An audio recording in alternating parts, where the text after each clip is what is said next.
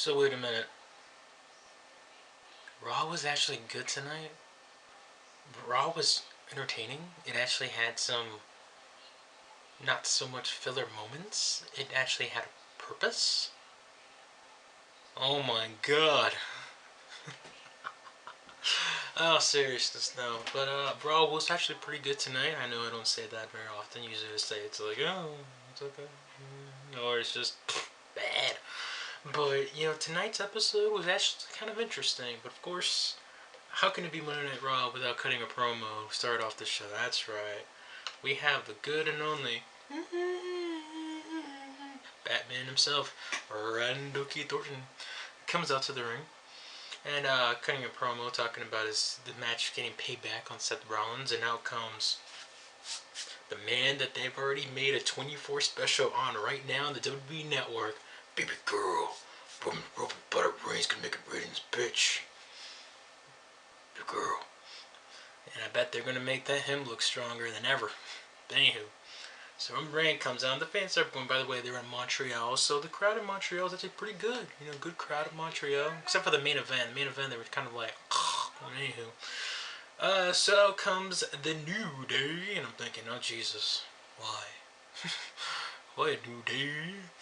So, out comes out these directors of operations, Kane, making a handicap match. New Day, 3-on-2 handicap match for the New Day versus Reigns and Randy Orton. Match itself, it was okay. It wasn't necessarily long, but obviously it built up for a particular match that would set up the main event of tonight's episode of Raw. You had, I believe it was Xavier Woods. And Xavier Woods, you gotta like how I may not be a fan of the New Day, the gimmick itself, but I'm a fan of the three guys, if that makes any sense. Xavier Woods, he's using, his genius, his brain in there. Obviously, Big E being the big muscle head of the group. And then, of course, you got Kofi Kingston, who's a very, athletic, crazy, jumpy SOB that he is. So, you know, uh, Roman Reigns goes up to try to hit the spear on Randy Orton. Uh, Xavier Woods gets out of the way and accidentally hits one Randy Orton instead of hitting, I believe, Xavier Woods. Kofi Kingston pins Reigns, 1, 2, 3. New Day win. So, it causes some friction between Roman Reigns and, it causes some friction between Roman Reigns and Randy Orton. And, as much as we like to joke around and talk about Roman Reigns being strong, this actually made the New Day kind of look strong. I mean, they beat two main event guys, and, the tag team champions. They should beat them, especially when it's on a 3-on-2 handicap match in their favor, so, made sense, right? So then we had the big guy, right back, yeah, big guy. Talks about, basically Bray Wyatt, yeah, or it's more about, I'm supposed to say more of that now. And apparently, since, randomly, Bray Wyatt's now focusing on the big guy, Ryback, and Ryback, basically responds to Bray Wyatt, and, yeah, I can't wait till we have a Bray Wyatt or Ryback match. I'm a fan of both these guys, but I feel like with both their in-ring styles, it might not clash all that well. Just with, Ryback being the big physical guy he is, and Bray being, well, I guess you could say the kind of big physical guy he is too. It's gonna be like super heavyweights going at each other, except they're not super heavyweights. Freaking Ryback's just a juice head, and Bray Wyatt's kind of a big boy. So then we move on to Cesaro and Tyson Kidd versus the Ascension. And remember the Ascension were getting a push? Those are what it is. So anywho, Cesaro and Tyson Kidd get the victory after Cesaro hits the swing and Kidd hits the drop kick. So, you know what? Expect Kidd and Cesaro to get the rematch at Payback for the tag titles. So, did what we needed to do. So then we have Dean Ambrose versus Seth Rollins, aka the Joker's long-lost greasy son, Mr. T Master himself, versus the long-lost X-Men WWE World Heavyweight Champion, Seth Rollins. And Seth said earlier in the night how this match was pointless between Dean Ambrose because they had a match on SmackDown together, and Rollins won thanks to interference as usual with JJ Security, and you had Kane getting involved, and So Kane comes out, and before the match starts, he announces that if Dean Ambrose wins this match, not only will Seth Rollins have to face both Roman Reigns and Randy Orton in a triple threat match at Payback, that the match, if Dean Ambrose wins, the match at Payback for the world title will be a fatal four-way between Rollins, Reigns, Orton, and Ambrose. So I'm thinking, okay, there's no freaking way.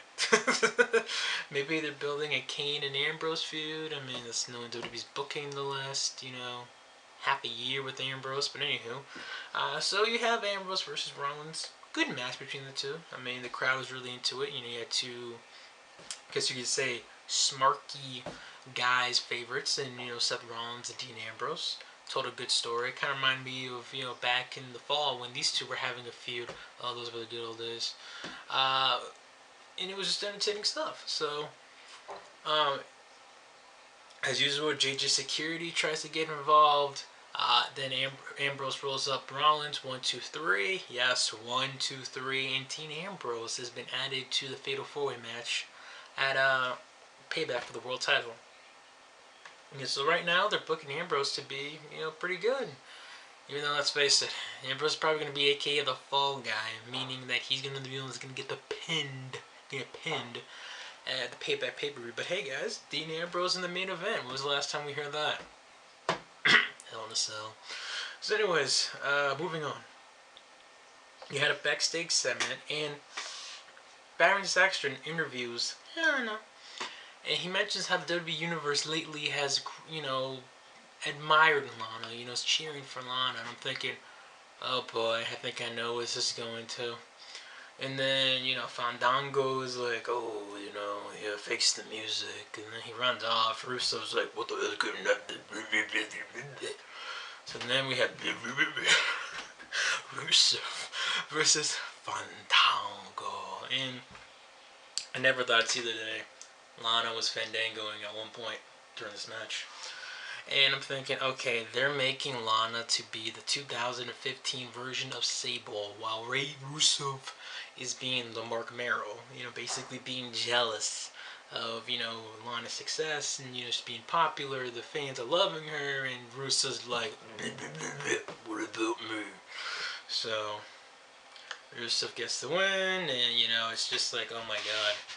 If Lana doesn't slap Rusev in the face or kick him in the gonads from between Payback and the night afterwards on Monday Night Raw, I will be shocked if that doesn't happen, because this is just screaming out Lana face turn, Rusev jobbing on main event. Yay. So then we go on to excuse me.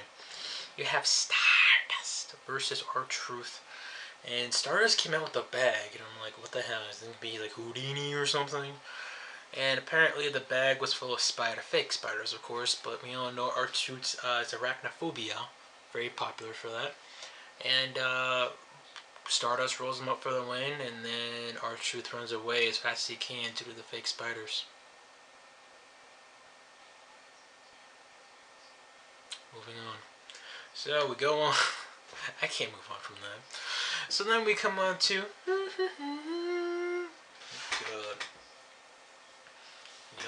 that time of the week, guys, where John Cena gets his United States Champion Open Challenge match. And who comes out? The Montreal Kid. First of all, Bret Hart came out, and obviously, the being Canada, of course, Bret Hart's gonna get a big pop, Hall of Famer.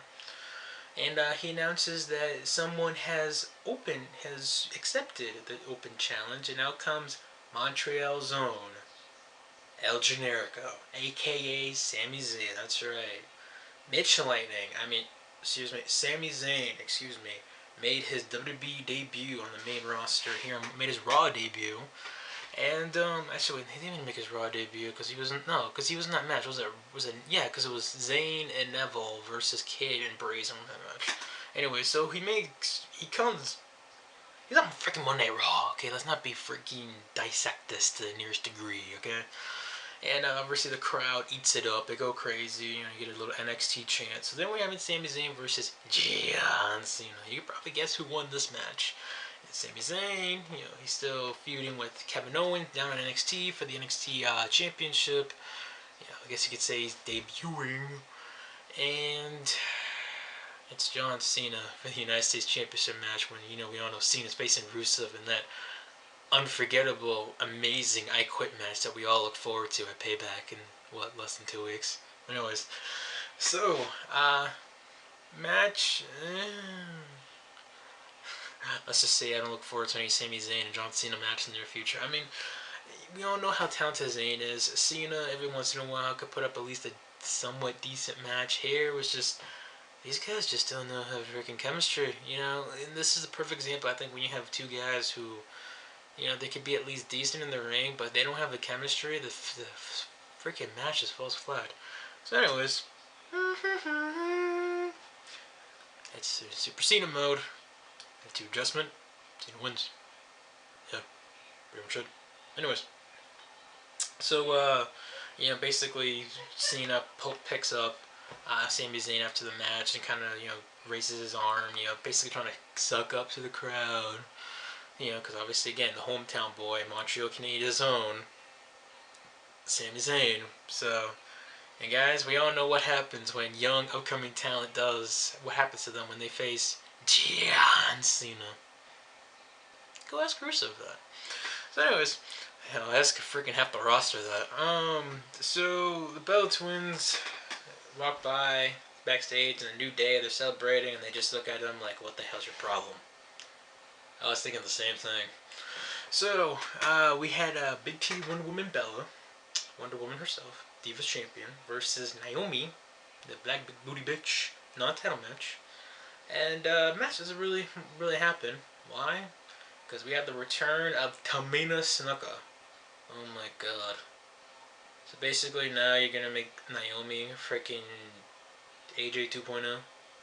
Heel leading Tamina as their bodyguard. Check. Except for last time I checked, Jimmy Uso doesn't whine and bitch. Like someone we all know. Bitch the world. Okay, so apparently now Tamina is going to be Naomi's bodyguard. For the love of God, can we just have freaking Charlotte get called up, and then we can maybe have Charlotte dethrone the big titty Wonder Woman, Nikki Bella, because we all know Naomi taking the Divas Championship.